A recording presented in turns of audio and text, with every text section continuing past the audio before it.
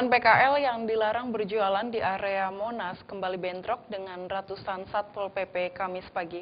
Selain terjadi aksi kejar-kejaran, aparat Satpol dan pedagang juga terlibat saling lempar batu layaknya tawuran pelajar.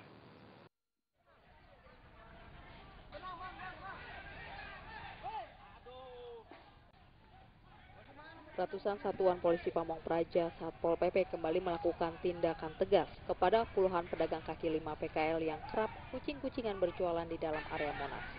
Dalam penertiban pedagang kaki lima sempat diwarnai aksi kejar-kejaran antara petugas dengan pedagang yang coba melarikan diri sambil menyelamatkan barang dagangannya. Pedagang kerap berlindung masuk ke dalam area stasiun Gambir saat dilakukan penertiban. Aksi penertiban ini sempat terjadi lempar-lemparan batu dan botol minuman dari dalam stasiun Gambir antara petugas Satpol PP dengan pedagang layaknya pelajar yang melakukan aksi tawuran.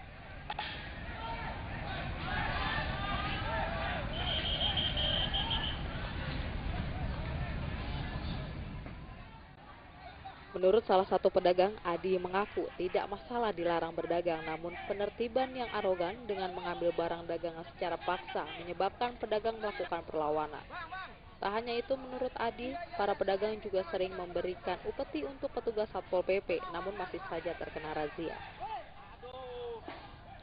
Ya, kantip itu ngasih tahu suruh keluar, pas kita orang keluar, tahu pintu ditutup, jadi kita orang nggak bisa keluar.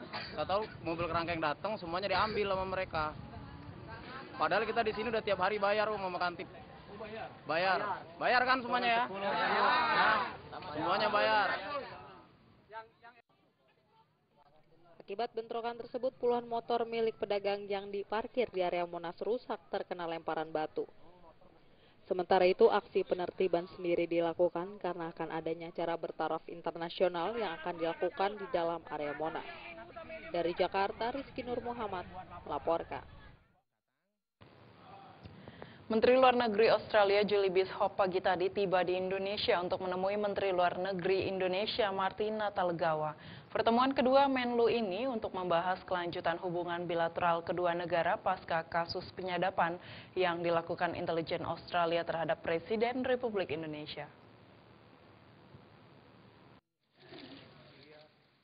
Kamis pagi, Menteri Luar Negeri Australia, Julie Bishop, mengunjungi Indonesia untuk pertama kalinya semenjak hubungan kedua negara memanas akibat isu penyadapan.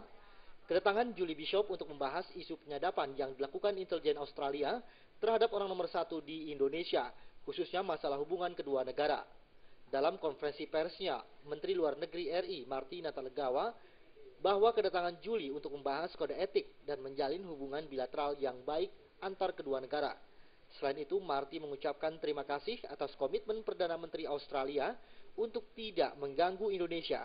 Lebih lanjut, Marty mengatakan kedua pihak akan berusaha mencapai kesepakatan berhubungan dengan kode etik bagi kelanjutan relasi bilateral antara kedua negara.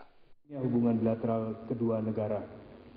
Di samping itu juga kita bahas Indonesia menyambut baik adanya komitmen dari pemerintah Perdana Menteri Abbott untuk tidak melakukan apapun juga yang merugikan atau mengganggu kepentingan Indonesia. Kode etik yang dibahas ini merupakan amanat Presiden Susilo Bambang Yudhoyono. Amanat itu merupakan respon Presiden atas surat balasan dari Perdana Menteri Australia Tony Abbott terkait surat protes dari Presiden SBY atas aksi penyadapan yang dilakukan intelijen Australia. Dari Jakarta, Lisa Indah dan Ketut Sumadiasa melaporkan. Hari ini pemerintah resmi menaikkan tarif tol dalam kota di Jakarta sebesar Rp1.000 hingga Rp2.000. Namun kenaikan ini masih dikeluhkan pengguna jalan tol karena kenaikan tidak dibarengi dengan perbaikan fasilitas jalan dan masih terjadinya kemacetan dalam tol.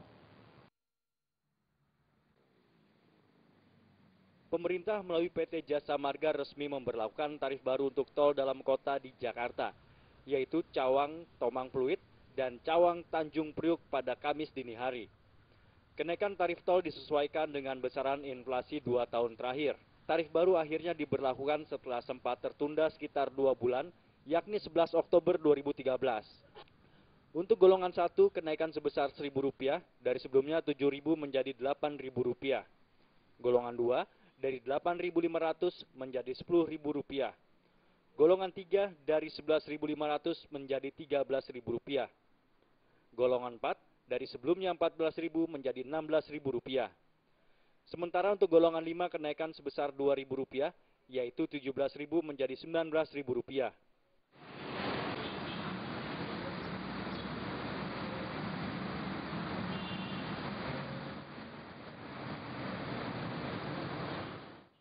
Namun tetap masih ada sejumlah penggunaan jalan tol yang mengeluhkan kenaikan tersebut.